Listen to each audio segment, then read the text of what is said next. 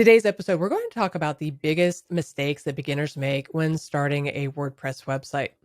I think the biggest mistake that a beginner would make, and I've made that for sure, is choosing the wrong blogging platform when you're starting. It's so tempting to just use something like a blogger.com or a medium.com or even like a wordpress.com. But those platforms are limited.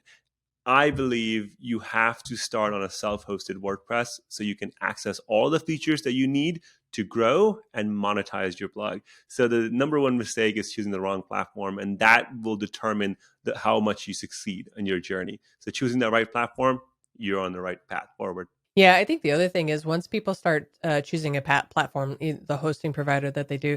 So hosting providers are great. They give you the hosting so you can install your WordPress website so you can get started. But then they also want to do a lot of upcharging and they want to give you a lot of upsells and things like that. So a lot of people when they're first starting out, they're thinking, I need this add-on service that they're saying that I need to use. So then you all of a sudden you go to purchase your hosting and then you have a really large bill and that really deters a lot of people. So what we say is just skip all of those things. You're not going to need a lot of that at first. What you want is a good hosting platform to start with. That's why we recommend Bluehost. It's a shared hosting provider. It's very inexpensive. In fact, for our listeners, you get a discount of $275 a month to get started, basically, if you use our coupon in the link below. But you start with something like that, build out your WordPress website, and then you can start tacking on things that you need as you need them. Yeah, really. I just want to add to that. Like you can use anything in the shared hosting market. If you're using SiteGround or Hostinger, they're all really, really good providers.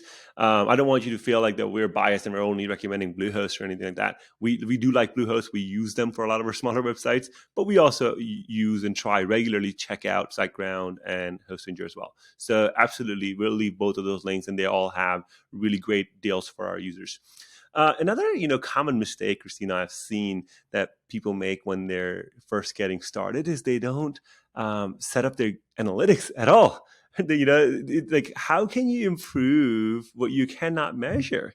It is so mind-boggling to me. And really, analytics is free. All you have to do is install the free Monster Insights plugin and connect it with Google Analytics. No coding needed. You literally just set that up, and now it's going to show it to you how your website is performing. I feel too many times beginners will just give up because they're like, oh, I don't think anybody's reading my website. I don't know what are they reading on. Like once you know, okay, how many people are coming to your site, which regions in the world they're coming from, what are your top performing things, then you can create that type of content again and again. So setting up an analytics is super important step, and I feel a lot of beginners just miss that. Yeah, I agree. That's like the number 2 thing I do. I set up my website and then I immediately set up Monster Insights and Google Analytics. But the other thing, and it's probably from a couple of episodes ago that I talked with Angie Meeker from OptiMonster. The next one I'm really putting up higher on my list is not building an email list from the get-go. Listen, you're bombarded with all the things that you're going to have to do for your website. So a lot of times there are things that get pushed down on the list. Don't let email list building be one of those that you push on the back burner. Set that up even before you go ahead and get your hosting provider. It's super simple to get it set up with Constant Contact. And then once you get your website set up, then you can connect the two. So with a quick pop-up for list building and email list building. And now you have an email list. So now you have your own audience that you can talk to when you're growing your traffic and when you're ready to create the service or the product that you want. You have your list that you can talk to. So that's big one that I see people not doing at the very beginning. Absolutely. And actually, that's a big regret when you talk to a lot of the pro bloggers and those folks who have made it, folks who are really successful. If you ask them if you could go back and do one thing differently, what would it be? And they always say, I wish I would have started my email list earlier. So that's a real good one. So another one that I feel I've seen people do over and over and over again is they don't optimize their website for SEO from the beginning. Okay. So now the reason I ask people say, oh, well, that's because WordPress is SEO friendly. It is. WordPress is very SEO friendly compared to all of the other platforms, but you have to use an SEO plugin on your site. So you are creating a proper sitemap. You're able to add the meta titles, the meta description, the focus keywords, and all of that. And I always recommend all-in-one SEO to everyone. When I started WP Beginner in 2009, that was the plugin that I started the website with. It's the original WordPress SEO plugin. It is so, so powerful. And you really have to optimize your site for SEO because search engines are the biggest source of traffic for almost every website. That's perfect. Now, one of these, it's a really small technical detail, but every time in the Facebook groups and stuff, people are always asking, I set up my WordPress permalink structure wrong. Permalink just means the way your URL settings are on your website. So a lot of times people will just use the default one, which has a P and a lot of numbers in it. And that's not helpful for search engines. It's also not helpful for your audience. They don't know what your articles are about. So you want to go in and change that permalink structure. And we usually recommend changing it to the post title that matches the article title of your blog post. And then that way people know exactly what your articles are about when they're searching in the search results. Yeah, and another thing that I've seen, and this you only recognize this mistake. You only recognize that you made this mistake is when a crisis happens. Is not having backups and security on your site.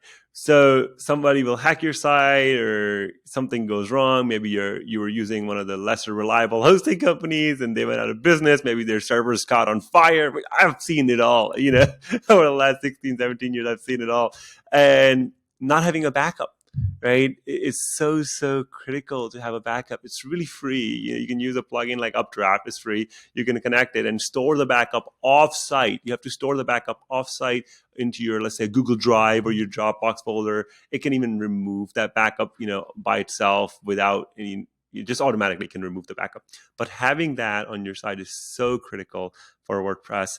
And while you're at it, install a security plugin like a Sucuri, which prevents some of those attacks automatically. Now, you don't need more than one security plugin, okay? So just installing Sucuri and iThemes Security and WordFence all at the same time is not going to make your website better, okay? Don't do that. Install only one of them and a backup solution, and you're good to go.